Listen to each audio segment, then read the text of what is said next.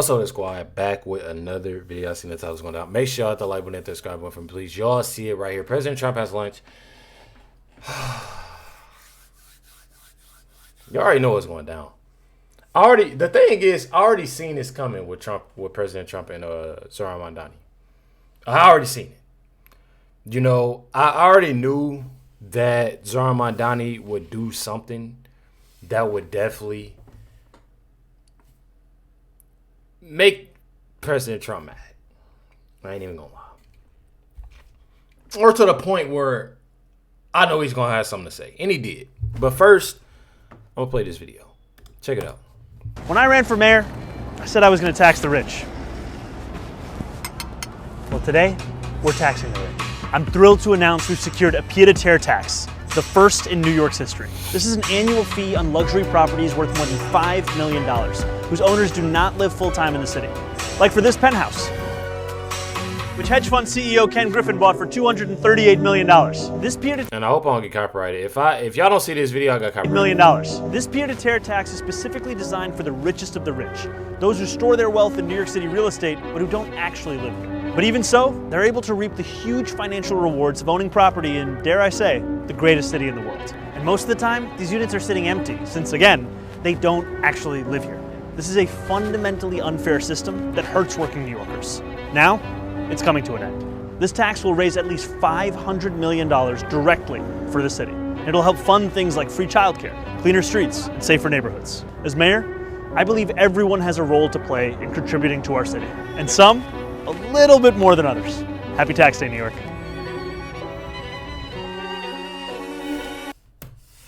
Y'all probably won't see that video. If y'all hear me right now and y'all didn't see a video, I could probably got copyrighted. But I definitely say this ain't it. Being real, this is not it. This is not it. It's not gonna go right. It's not gonna be right.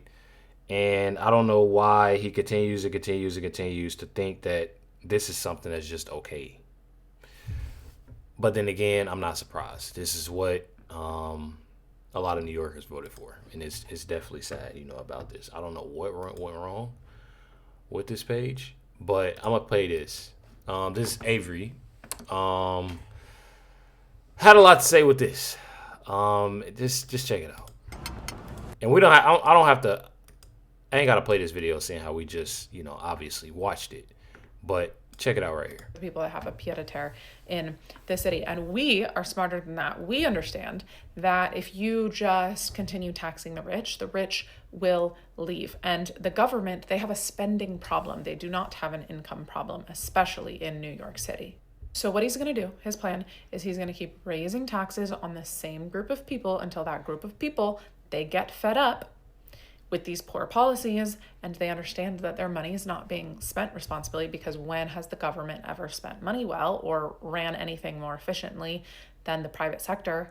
Never. So the government increases their spending because they're taxing the rich leave. Who gets stuck with the bill? The middle class. Because I promise you, the government, they will not scale back their spending. They will not go, ooh, there's less wealthy people, so we better cut some programs. Nope. No, I promise. Never. So the burden then falls on the middle class, and they tax the middle class until basically everyone's equally miserable and poor. What happens every time is corruption ends up thriving. Somehow people like Mamdani, they get rich and everyone else gets poor. Every single time. New York City has a spending problem. They do not have an income problem.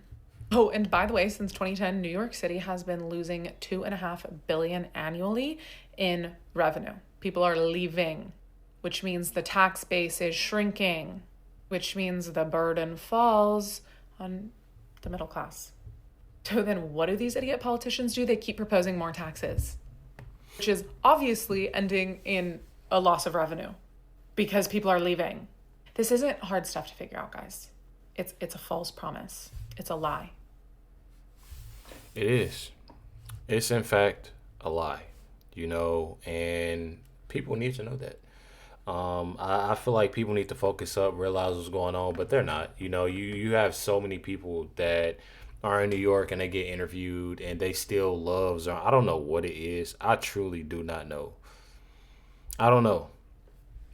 My main focus is to do what I need to do with pushing these videos out and get people to realize, what's truly going on. It's definitely sad. This is President Trump on Zohran Mamdani. And one thing about it, I can tell that he's pretty mad. Check it out. Look at New York. I mean, he's a nice guy. Calls me all the time, says hi. But his policies are no good. He's chasing people out and causing a lot of harm to everybody. I mean, everybody's taxes are going through the roof. Look at... Not only that, y'all probably like, Recklezz, that wasn't... No, he put a post out. Sadly, Mayor Mamdani is destroying New York. It has no chance. The United States of America should not contribute to its failure. It will only get worse, which we've been saying for a long time. The tax policies are so wrong. People are fleeing. They must change their ways, and fast. History has proven this stuff just doesn't work. Thank you for your attention to this matter, President DJT. And truthfully, you can definitely tell, just being real, he is definitely destroying New York. And we are constantly seeing it each and every day. Constantly seeing it each and every day. And it's truly sickening. Very sickening. I don't know if y'all remember, but Zohran Mamdani has met, I'm pretty sure, twice with President Trump. The first time back in November, and then again in February. This is the first time. Check it out right here. This is Caroline Levitt. Moving forward. But again, it doesn't mean, Sean, that President Trump is ever going to change his values. And we know, and the president knows, and the American people know, that ultimately President Trump's policies work and capitalism works. And if you look at what President Trump has already done with respect to the economy, there was a lot of talk on the issue of cost of living because it continues to be a concern for voters, and President Trump is very well aware of that. But look at what he's done thus far. It's a proven economic formula that is working when you combine a massive deregulatory campaign to get the government out of the way of small business and American industry. When you look at what he's done with respect to energy independence, to unleash America's resources right here at home to drive down oil prices, which we've already seen result in a 20% decrease in oil prices. We have lower prices at the pump today than we did years ago, and those prices are going to continue to decline. If you look at the cost of everyday items, they are going down, and again, they will continue to because of President Trump's economic formula. And then, of course, tax cuts. That is President Trump's bread and butter issue, as one may say. Look at the one big beautiful bill. He already got that done within 6 months in office, and the American people, including in New York, especially in New York, are going to see the fruits of that labor next year when there is more money back in their pockets, when they are keeping more of their hard-earned paychecks to catch up on bills and to pay for everyday's life expenses. So the President Trump's economic formula does work. It is working. It worked in his first term. And who knows, maybe Mayor Mamdani will go back to New York and maybe he learned a few things from President Trump. Well, he didn't. Yeah, he honestly didn't learn shit at all. It's definitely wild. You have it here in February. Mayor Mamdani announced it at the meeting of President Trump. So they had another meeting. He said that it was a productive meeting with President Trump, and he's looking forward to building more housing in New York City. Well, then again, he's not doing anything but making things worse for New York City. And y'all obviously see that. Got it right here. New York City Mayor Zohran Mamdani has defended his meeting with President Trump. After a picture of them together, all in the office, that went viral. Is February 27th. This posted. You said the conversations with President Trump will be an ongoing conversation. Did you schedule a meeting for future, or when do you plan to go back? Does he have plans to come here to meet with you? How is that going? I can't give you the specifics of when exactly we'll meet again. I will tell you, however, that as the mayor of our city, I will always look to keep an open line of communication with the president of our country, and to do so always with the interests of New Yorkers in mind. And that means making clear where there is disagreement, making clear where there is prospect for partnership, and always at the core of it asking, how can we make it easier for New Yorkers to live in the most expensive city in the United States of America? How can we make it easier for them to live here, for them to be safe here, and for them to dream here? You said that conversations with President Trump will be an on. I feel like when it comes down to Zohran Mamdani, he doesn't get it. He doesn't get it. He's obviously not fit to be anybody's mayor whatsoever. He's making it. What my thing is that it's not like Zohran Mamdani just went in and on the mayor of New York City. There are so many people that not only voted for Mamdani, but still support Mamdani to this day. I don't know what people like if they just. I don't know. I think it may be the fact that people are being so delusional. They're looking at the fact, well, he's saying we're going to get this free, he's saying we're going to get that free, and it's going to, I don't know what, I feel like it's one of those things. He's going to continue to say this is free and I'm going to do this and do that until things go downhill to where New York City is very, and the people become, I'm not trying to talk about nobody, but poor. You know what I mean? And I feel like it's going to get for them to actually see and realize what he's done. But, I mean, that's who they voted for. So, you know what I mean? You got it right here. This is an interview with Zohran Mamdani, and I don't know who this other individual is, but hearing this interviewer, I wasn't a fan, just listening to some of the things that was said.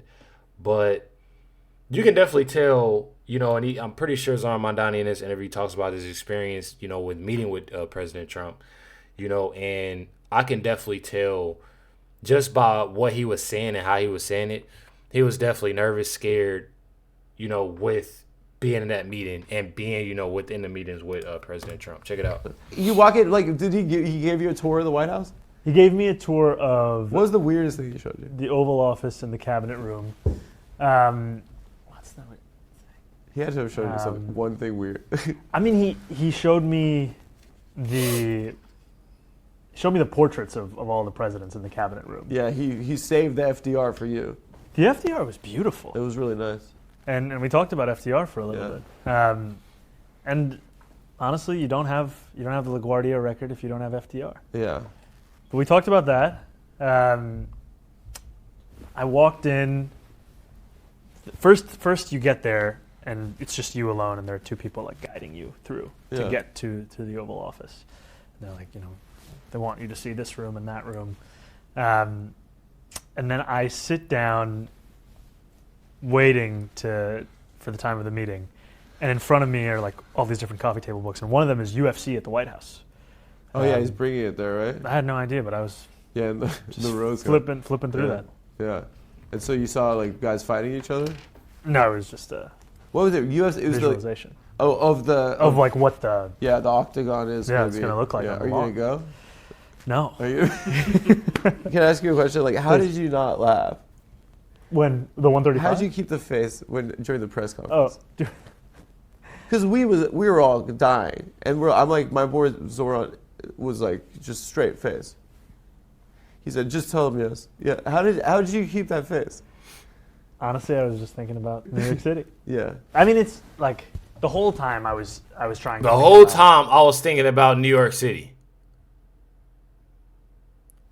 I'm telling y'all, he's full of it. Yeah. I mean, it's he's full of it. The whole time I was trying to think about the difference between if you have a White House that is working towards an affordability agenda or one that's making it harder to live in the city.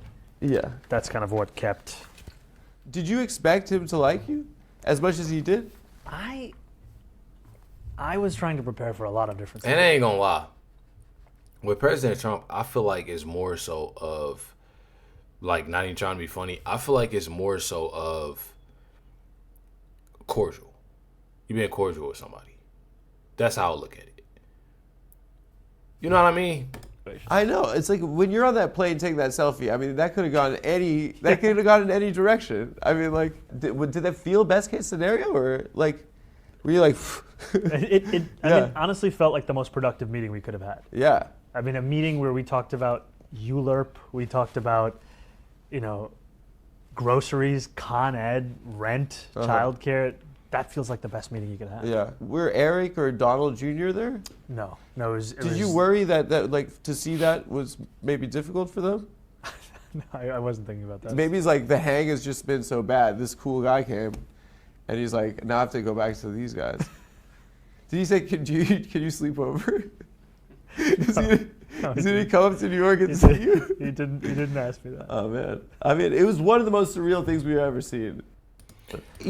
I tell y'all right now, Zohran Mamdani was probably uncomfortable during, both of the meetings. In fact, I'm not even gonna lie. And even if I just look at the simple fact that, regardless meeting or not, Zohran Mamdani is doing a horrible job in New York. Just being 100 with y'all, doing a horrible job. I'm so sorry. That was my cup holder making a noise. But y'all have it right here. They call it New York's $260 billion budget disaster. Check it out right here. Fox News, y'all. $60 billion. That's up over $100 billion over the past 10 years. Who is feeling the benefit of that? Everyday Americans are not feeling, New Yorkers are not feeling the benefit to that in terms of the school system, in terms of crime, in terms of safety, in terms of the police force, which hasn't grown in decades. This is nothing more than another same old thing, another tax to cover up for their financial mismanagement. So, one of the things that was pointed out by Bill Ackman actually on social media was that, he said we should be applauding Ken Griffin for $238 million in New York City, not attacking him, because he's basically creating an environment where you put money into the city, more buildings are built, people get jobs, construction, restaurants, all of that is fueled. And he said when these people leave New York City and they move to places like Florida and they have a second home that they kept here, they're not living in that home. They're not draining the school system. They're not draining some of the things that they are paying taxes to help provide for. So your thoughts on that? People who pay, every single New York resident pays property taxes, and the people who don't live here are your best resources. They pay property taxes, they pay mansion tax, they pay the transfer tax to acquire the property, they spend in our restaurants, they spend in our retail stores, but they don't use our school system, they don't use our resources. That's hugely beneficial. And by the way, there's 300,000 people in New York who are dependent on construction jobs. That's mechanics, that's electricians, that's plumbers.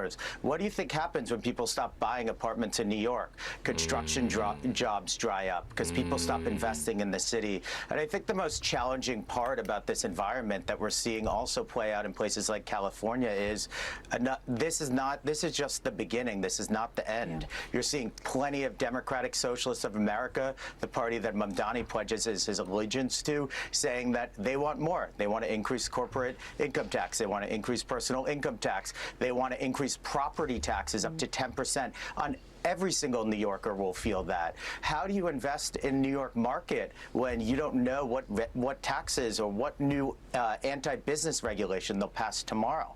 It's impossible to possibly underwrite, and that's the worst environment. That's exactly when you see investment dry up in the market and everyday New Yorkers begin to lose jobs, and it'll be a terrible tragedy. Well, we have seen an exodus from a lot of these blue states, and it's projected to really shift the electoral college count when you get to the next election. You take a look at the potential based on the movement of people to places like Florida and Texas. I know your business is in Miami as well as New York. It looks like because of that demographic shift, GOP could pick up 7 seats and the Democrats could lose 7 seats in these blue states thanks to these policies. But they don't seem to be wise to that, or at least they don't care enough about it. They'd rather tax people out of some of these places. Well, look, Florida is the exact opposite.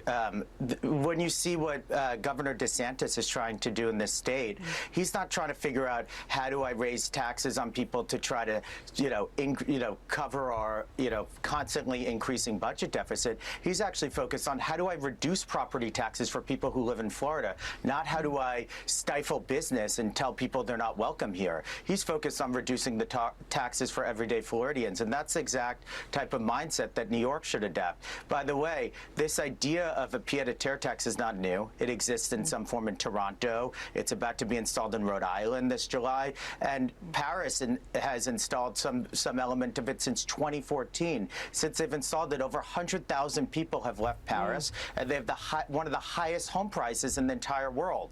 This isn't new. It's existed, and it hasn't worked. Yeah, well, those are pretty Exactly. interesting. And the crazy thing is, I didn't even think about, when it came down to the construction workers and all that, but I feel like that's just one of the things, like, doing something and, like, obviously you being affected by it just based off of, Zohran Mamdani and what he's done. And it's truly sad. It's truly sickening, even thinking about that. But you already know, definitely hit that like button, hit that subscribe button. Definitely appreciate y'all for everything, that y'all do, pushing these videos. It definitely has been a pretty tough year. It definitely has. But one thing about it, y'all been sticking and being by my side, through this. Most of all, God. And I truly appreciate y'all for everything. I tell y'all that. I try to get to everybody's comments as much as possible. Today, not so much, or yesterday, I should say, not so much. It's been pretty tough. But it's all good. Y'all keep me motivated, keep me going, and keep me pushing, to get out this information, and I truly appreciate that. Hit that like button, hit that subscribe button. Definitely appreciate y'all. Much love, everybody. Catch y'all next one.